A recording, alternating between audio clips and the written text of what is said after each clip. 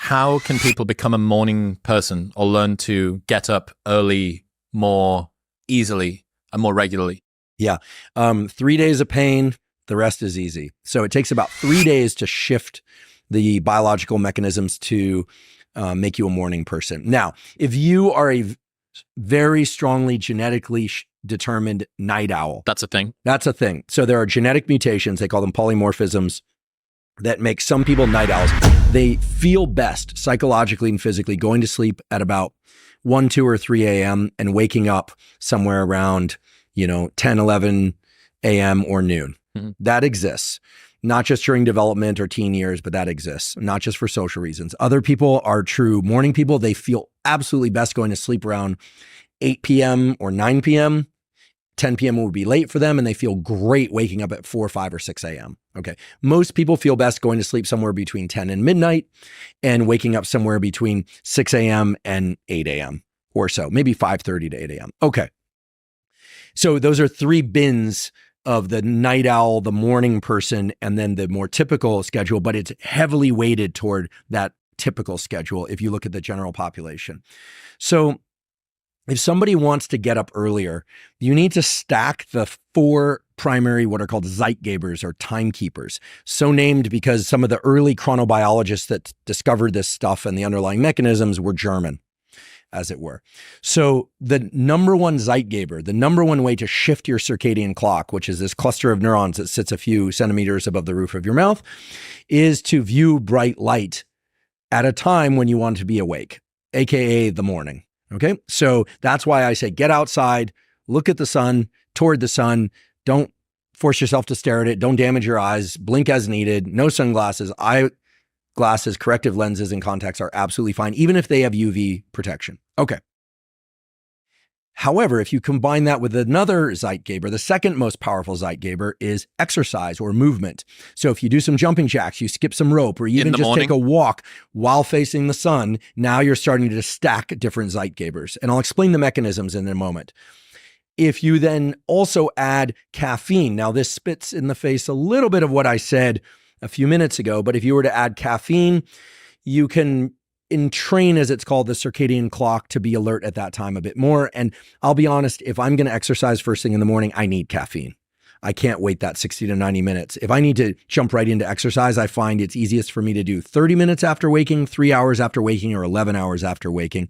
And a lot of people find that the same. But of course, exercise when you can, because it's that important. But if you want to, quote unquote, optimize your energy levels for exercise, typically people will notice that has to do with your temperature rhythm.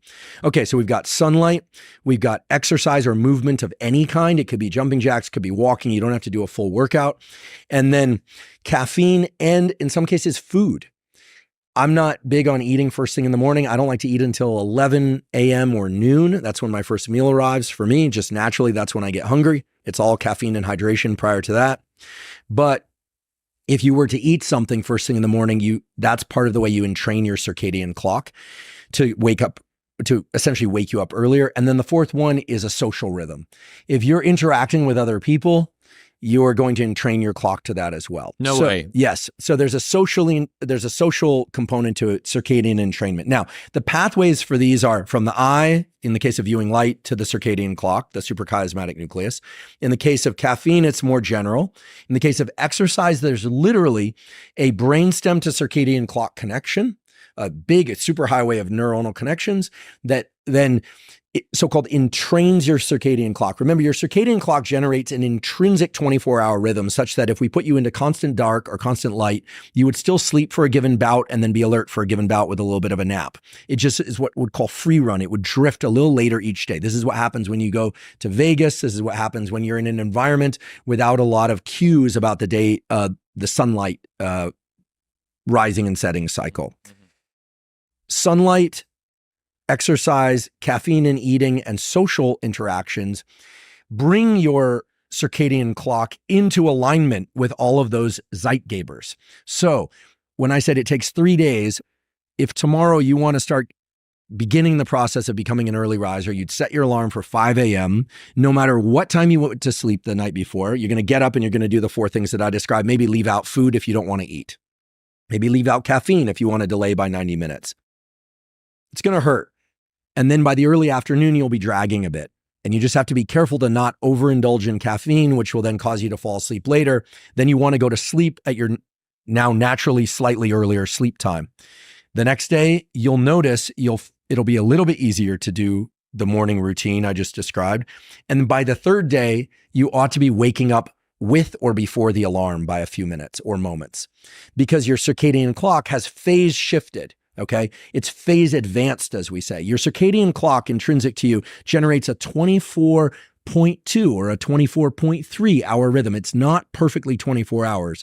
And that we believe, we don't know, but the just so story is that it's such that you're able to then shift that clock in one or the other direction. You can phase advance, so you wake up earlier and go to sleep earlier. You can phase delay. How do you phase delay? Well, you're probably doing this already. Everyone nowadays pretty much qualifies as a shift worker by the strict and not so strict criteria of shift work, which is, are you doing any kind of cognitive activity after 9 p.m.? Are you viewing any kind of bright lights after 9:30 p.m.? Most people would say yes. So the diabolical thing about the circadian timing system is that it requires a lot of bright light, ideally from sunlight, but a lot of bright light early in the day to make you a morning and daytime person. Mm-hmm. But it requires just a little bit of bright light, even from an artificial source, after the hours of about 9:30 p.m. till 4 a.m. to quash your melatonin and make it difficult to sleep, or if you sleep, to make that sleep not as effective. There's a simple remedy, however, which is, and this is a beautiful study published in Science Reports in 2022, if you view sunlight in the afternoon, even for 5 minutes or so, could be late afternoon, could be sunset, take off your sunglasses, look in the direction of the sun, so now looking west, you adjust the sensitivity of your retina, the neurons in the back of your eye, such that bright light later at night doesn't have quite as much effect to suppress melatonin. It reduces the melatonin suppressive effects by about 50% or offsets those. So I think of this afternoon viewing as, well, first of all, it's nice to look at a sunset. If you're indoors in an environment like this, even if there are bright lights on, get outside for a few minutes before the sun sets. This is especially important in winter. Even if you can't see the sun as an object, get some sunlight in your eyes, and that will at least partially offset the effects of bright light in your eyes at night, partially. And I refer to this more or less as your Netflix inoculation, so that night you can be on your phone or watch Netflix and it's not going to disrupt your sleep as much, but it will still disrupt your sleep somewhat. But let's, unless, like Rick Rubin's very diligent about wearing the red lens glasses. I've started doing that as well. But if you don't do that, well, I'm guessing he also sees the sunset in the evening. Mm-hmm. He's very attached for good scientific reasons to the sunlight thing. But these are little things that take just moments, right? They're essentially zero cost that can really improve your sleep. But that's how you become a morning person. If you want to become a night person, you do the opposite. You view bright light between the hours of 4 p.m. and 10 p.m. and then you will phase delay or phase shift in a delayed way your circadian clock, making you want to wake up later the next morning. I wonder if dogs count as social interaction. Absolutely. And they have all of the same mechanisms we just described. So I just think, how can we stack that everything first thing in the morning walk? Yeah. If you're in a place that's not Iceland or somewhere that's super high north, dog, social interaction, moving around, and then caffeine if you do, or if you don't want it. But if you have a dog that likes to run, you're even better off because it'll force you to run. You're gonna have to chase. If you have an English bulldog like I did, you'd be lucky if you get out of bed by 10. Bit. Yeah, you're in. Their eyes are droopy. They don't like to move. But it is the case that dogs will naturally orient toward the sun.